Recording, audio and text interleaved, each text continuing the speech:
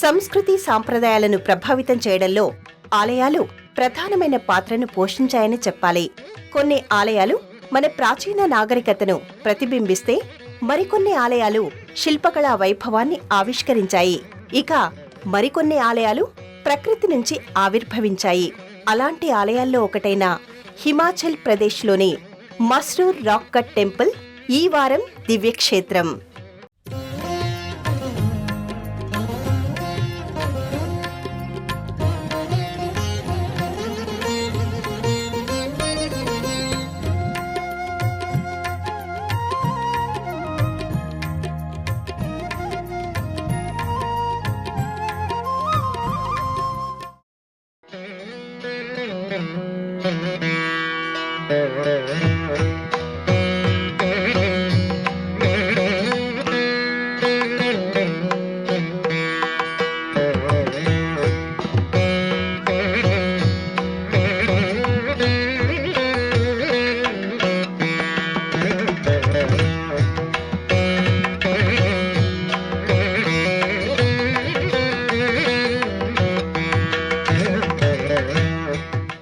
హిమాచల్ ప్రదేశ్ పేరు చెప్పగానే మంచుకొండలు మనోఫలకంపై కదలాడతాయి.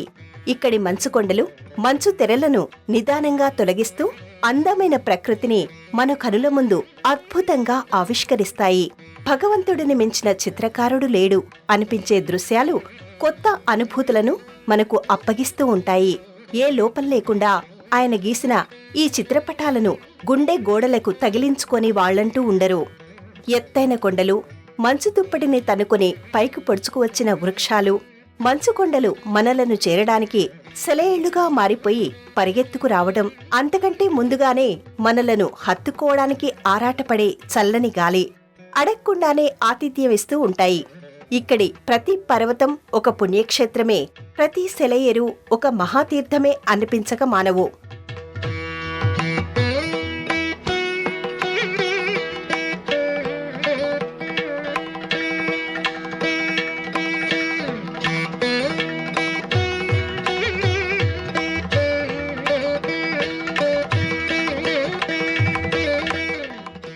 సాధారణంగా చాలా ఆలయాలు అటు చరిత్ర ఇటు ఆధ్యాత్మికతతో కలిసి కనిపిస్తూ ఉంటాయి. అయితే మస్రూర్ ఆలయం మాత్రం చరిత్ర ఆధ్యాత్మికతతో పాటు ప్రకృతిని పెనవేసుకుపోయి కనిపిస్తూ ఉంటుంది. పర్వతాలు, లోయలు ఆ రెంటిని కలుపుతూ కనిపించే పచ్చదనం మన కళ్లకు మహానైవేద్యం అనే చెప్పాలి. ఈ ఆలయానికి చేరుకునే దారి మొత్తం మనకి పరిచయం లేని అనుభవాలను, అనుభూతులను చేరవేస్తూనే ఉంటుంది.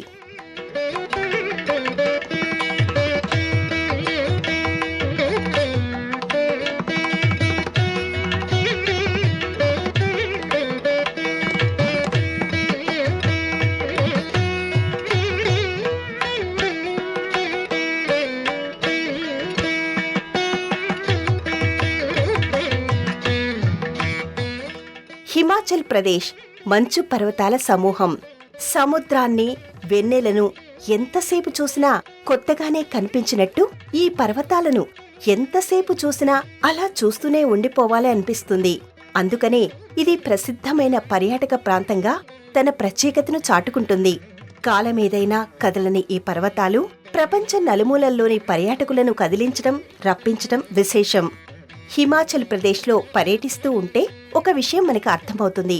ప్రకృతి చేసిన అద్భుతాలుగా కనిపించే ఈ పర్వతాలు ఆధ్యాత్మికతను కూడా కలుపుకొని విరాజిల్లుతూ ఉంటాయి. ఇక్కడి పర్వతాలు కొన్ని తమ భుజాలపై, మరికొన్ని తమ శిరస్సులపైన ఆలయాలను మోస్తుండటం మనకి కనిపిస్తుంది. ఈ పర్వతాలు మన పురాణాలతోనూ ఇతిహాసాలతోనూ ముడిపడి ఉండటం ఆశ్చర్యాన్ని కలిగిస్తుంది. ఇక ఇక్కడి మంచు పర్వతాలపైన మాత్రమే కాదు, లోయల్లోనూ ఆలయాల నిర్మాణం జరగటం విస్మయాలను చేస్తుంది. అలా మస్రూర్ ప్రాంతంలోని నదీ లోయలో మనకి రాక్ కట్ టెంపుల్ కనిపిస్తుంది.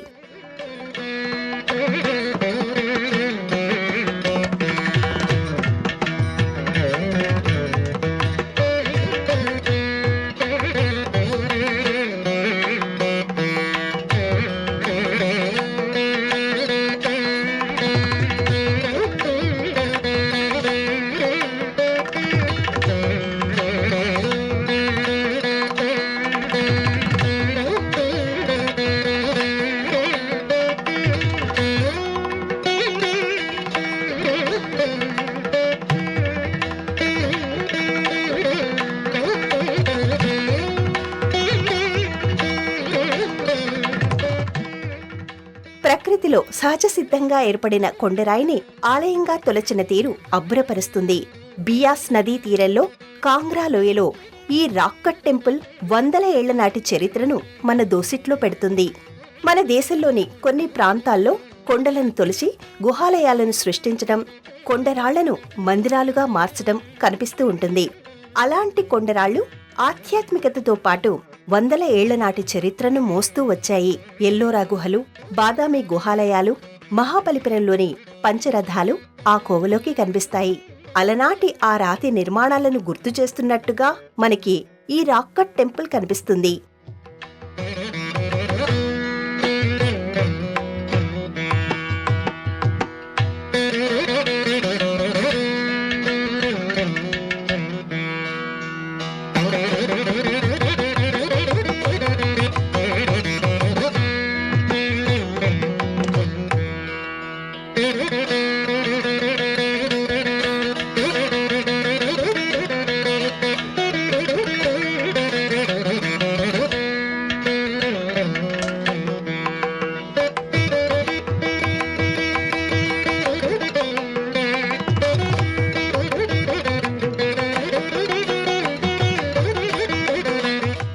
సహజ సిద్ధంగా ఏర్పడిన కోనేరు, దానికి ఎదురుగా ఈ పురాతనమైన ఆలయం కనిపిస్తాయి. ఒక రకంగా ఇది ప్రకృతి చేసిన అద్భుతంగానే అనిపిస్తుంది. కొండరాళ్లను విమాన గోపురాలుగా మలిచారు. ప్రధానమైన ఆలయం, ఆ చుట్టూ మరికొన్ని మందిరాలు మనకి దర్శనమిస్తాయి. ప్రధానమైన ఆలయానికి మాత్రమే తలుపులను అమర్చారు. మిగతా మందిరాలు శిల్ప చిత్రాలకు మాత్రమే పరిమితమై కనిపిస్తాయి.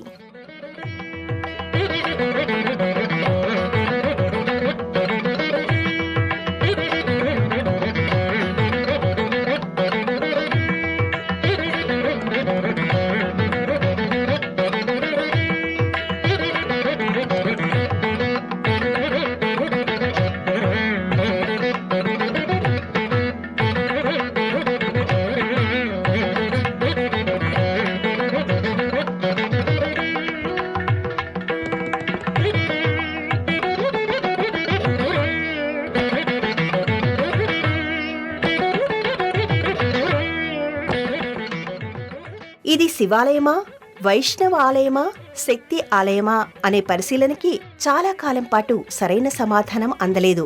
ఎందుకంటే వందల ఏళ్ల నాటి ఈ ఆలయానికి సంబంధించిన పరిశీలనలు, పరిశోధనలు 19వ శతాబ్దం వరకు జరగలేదు. అందుకు కారణం ఈ ఆలయం లోయలో ఉండటం. ఇక్కడ ఒక ఆలయం ఉందనే విషయం ఈ ప్రపంచానికి చాలా కాలం పాటు తెలియకపోవడం, సరైన సమాచారం లభించకపోవడమేనని చెప్పాలి. చుట్టూ పర్వతాలు పెట్టని కోటగోడ మాదిరిగా ఉండగా ఆ మధ్యలో ఒక చిన్న కొండను ఆలయంగా మలిచారు. కొండ ముఖభాగాన్ని తొలచి అందులో దైవానికి చోటు కల్పించారు. మిగతా శిలలను అలా తొలచలేకపోయారు. అందువల్ల ఆ శిలలపై భాగంలో దేవతా శిల్పాలను మలిచారు. మిగతా కొండరాళ్ల కంటే ఈ రాయి మరింత కాఠిన్యాన్ని కలిగి ఉంటుందని, అందువల్లనే అంత తేలికగా తొలచలేకపోయారనే అభిప్రాయాన్ని నిపుణులు వ్యక్తం చేశారు. ఈ రాయి ఇంతటి కఠినమైనది కావడం వల్లనే 1000 ఏళ్లకు పైగా ప్రకృతి వైపరీత్యాలను తట్టుకుని నిలబడగలిగిందనే అభిప్రాయపడ్డారు. ఈ ఆలయాన్ని 6-7 శతాబ్దాల మధ్యకాలంలో నిర్మించి ఉంటారనేది కొందరి ఆలోచన. 8వ శతాబ్దంలో నిర్మించి ఉంటారనేది మరికొందరి వాదన. ఇక ఈ ఆలయాన్ని పూర్తిగా నిర్మించలేదని కొందరు అంటే, భూకంపాల కారణంగా పాక్షికంగా దెబ్బతిందని మరికొందరు అంటారు.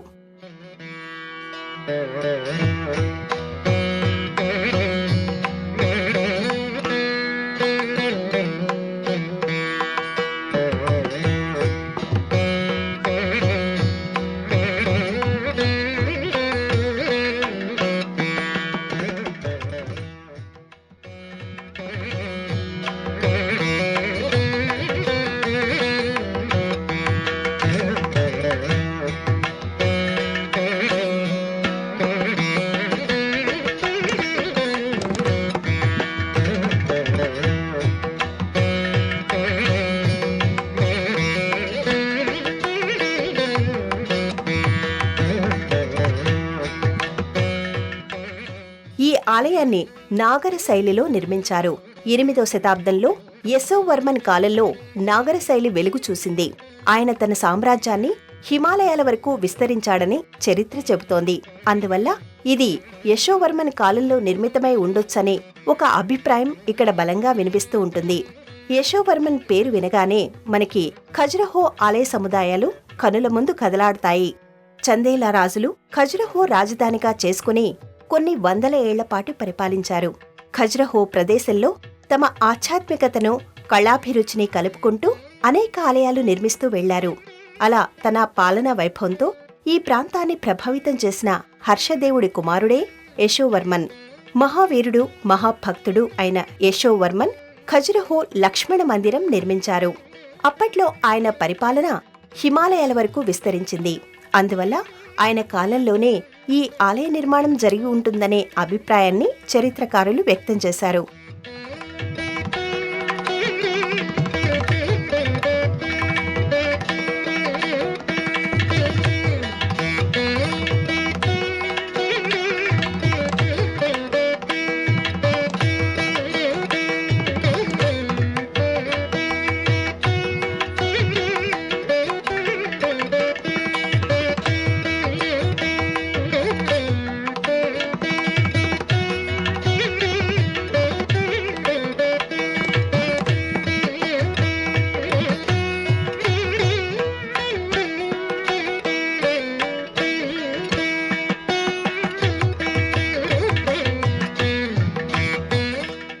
వందల ఏళ్లపాటు ఈ ఆలయం నిరాదరణకు, నిర్లక్ష్యానికి గురైంది.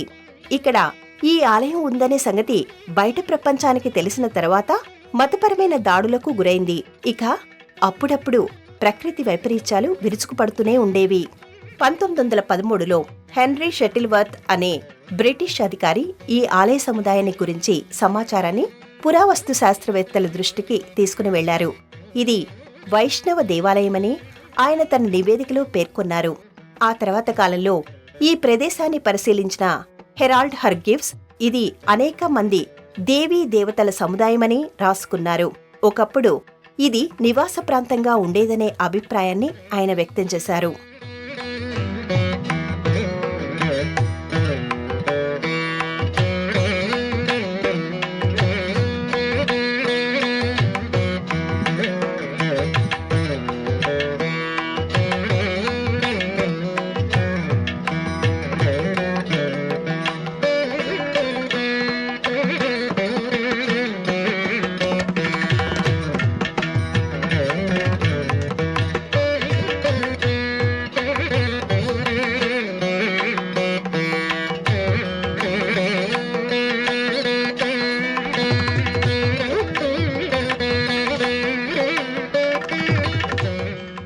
దూరం నుంచి చూస్తే మట్టి గుట్టలుగా కనిపించే ఈ నిర్మాణాలు దగ్గరికి వెళ్లిన తర్వాత ఆలయాల సముదాయంగా కనిపిస్తాయి.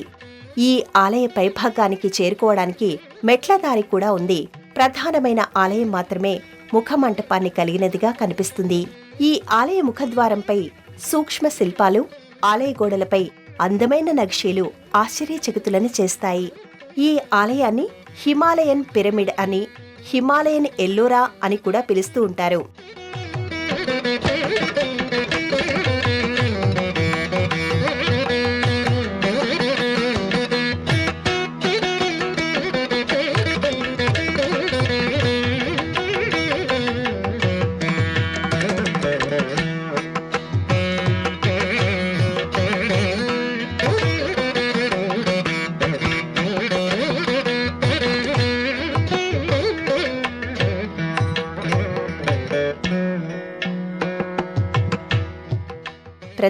గర్భాలయంలో సీతారామలక్ష్మణుల శిలామూర్తులు దర్శనమిస్తూ ఉంటాయి. ఇతర మందిరాల సన్నిధిలో శివలింగాలు, దేవతామూర్తుల శిల్పచిత్రాలు కనిపిస్తూ ఉంటాయి. అలా ఇక్కడ విష్ణుమూర్తి, శంకరుడు, దుర్గాదేవి, గణపతి, సూర్య భగవానుడు, కార్తికేయుడు, దేవేంద్రుడు, సరస్వతీదేవి మొదలైన దేవతామూర్తుల శిల్పచిత్రాలు కనిపిస్తాయి. ఇక్కడి శిల్పాలను పరిశీలన చేస్తే పంచాయతన పూజా విధానాన్ని అనుసరించారనే విషయం అర్థమవుతుంది.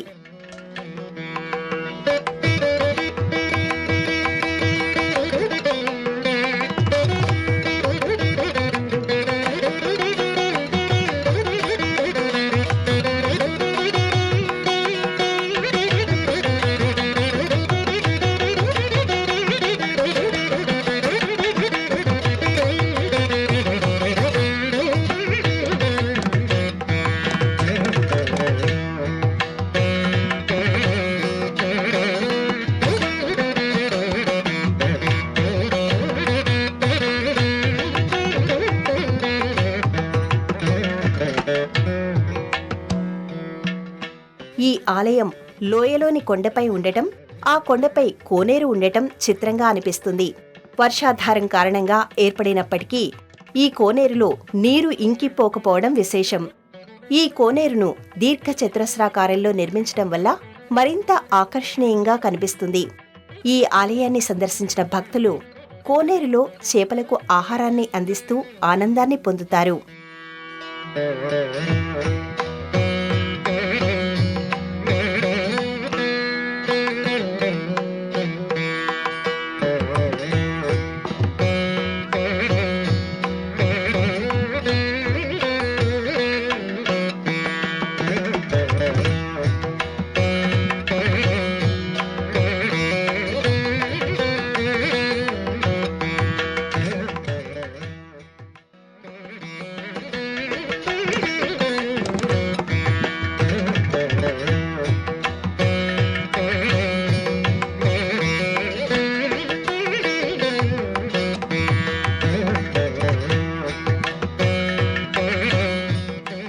రాక్ కట్ టెంపుల్కి చేరుకున్న వారు ఈ కొండకు అనుబంధంగా ఉన్న మరో కొండపై భాగానికి మెట్ల ద్వారా చేరుకుంటారు.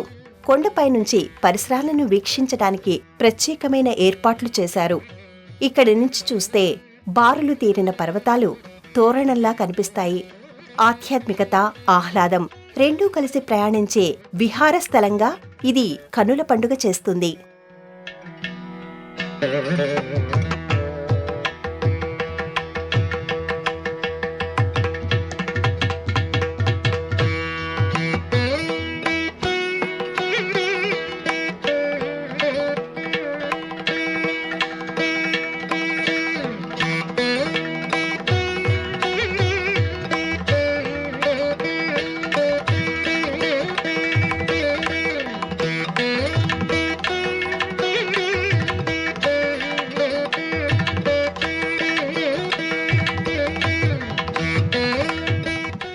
ఈ ఆలయాన్ని ఉదయం వేళలో కానీ సాయంత్రం వేళలో కానీ దర్శించవలసి ఉంటుంది.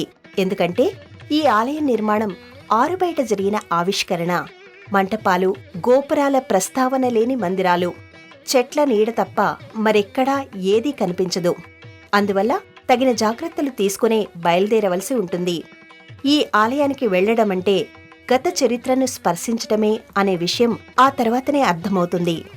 ఈ ఆలయాన్ని యశోవర్మన్ నిర్మించాడనేది కొందరి వాదన అయితే, ఇక్కడి జానపదుల విశ్వాసం మరో రకంగా ఉంటుంది. పాండవులు ఈ మందిరాన్ని నిర్మించారనేది వారి నమ్మకం. ఇప్పటికీ కూడా వాళ్లు అదే నమ్మకానికి కట్టుబడి ఉంటారు. పాండవులు తమ అజ్ఞాతవాస కాలంలో కౌరవుల కంటపడకుండా ఇక్కడి అరణ్య ప్రాంతంలో నివసించారని, వారే ఈ రాతి నిర్మాణాలకి శ్రీకారం చుట్టారని భావిస్తారు. విష్ణు రూపాలు, శివరూపాలు, హరిహరుల రూపం, అర్ధనారీశ్వర రూపంతో పాటు దిక్పాలకుల శిల్ప చిత్రాలు కూడా ఇక్కడి గోడలపై మలచడం గొప్పగా అనిపిస్తుంది. అయితే పరిశోధకులు మాత్రం 1905లో వచ్చిన భూకంపం కారణంగానే ఈ రాతి ఆలయ ఆకృతి దెబ్బతిందని, అప్పటి వరకు కూడా ఈ ఆలయం చాలా భాగం చెక్కుచెదరకుండా ఉండేదని చెప్తారు. తమ నీటి అవసరాల కోసం ఇక్కడ ఈ జలాశయాన్ని ఏర్పాటు చేసుకున్నది కూడా పాండవులేనని అంటారు. అయితే వారు ఈ ఆలయ నిర్మాణాన్ని పూర్తి చేయలేదని, తమ అజ్ఞాతవాస కాలం పూర్తి కావడంతో వాళ్లు వెళ్లిపోవడమే అందుకు కారణమని చెబుతారు. అప్పటి నుంచి ఈ నిర్మాణం అసంపూర్తిగానే మిగిలిపోయిందని అంటారు. హిమాచల్ ప్రదేశ్ ప్రముఖ పర్యాటక ప్రాంతం కావడం వల్ల దేశంలోని వివిధ ప్రాంతాల నుంచి పర్యాటకులు అనునిత్యం ఇక్కడికి చేరుకుంటూనే ఉంటారు. ఇక్కడ చూడదగిన ప్రదేశాల్లో ఈ రాక్ టెంపుల్ ఒకటి. సాధ్యమైనంత వరకు ఈ ప్రదేశాన్ని సందర్శించడానికే చాలామంది ప్రయత్నిస్తూ ఉంటారు. ఉదయం 6 గంటల నుంచి సాయంత్రం 6 గంటల వరకు ఈ ఆలయాన్ని దర్శించవచ్చు.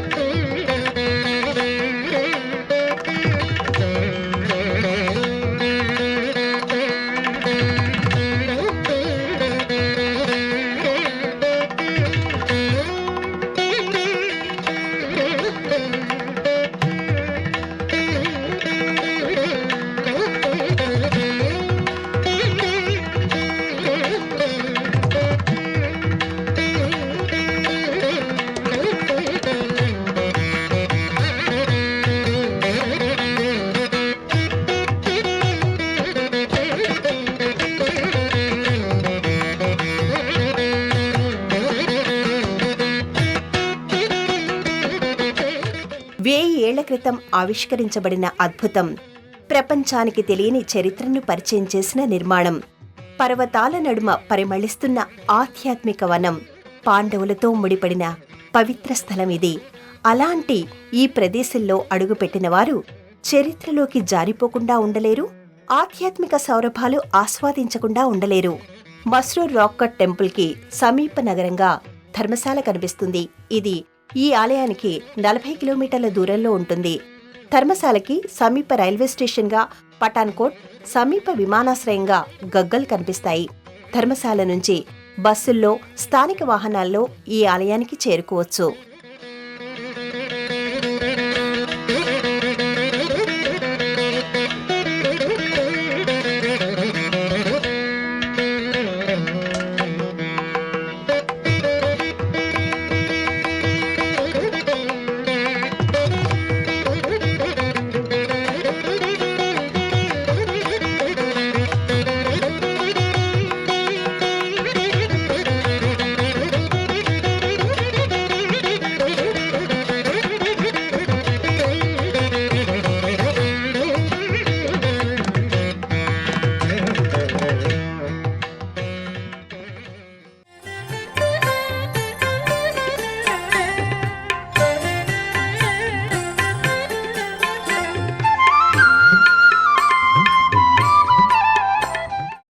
ఈ కార్యక్రమాన్ని తిరిగి చూడాలనుకుంటే www.youtube.com/@ETV Life Spiritual లో చూడవచ్చు.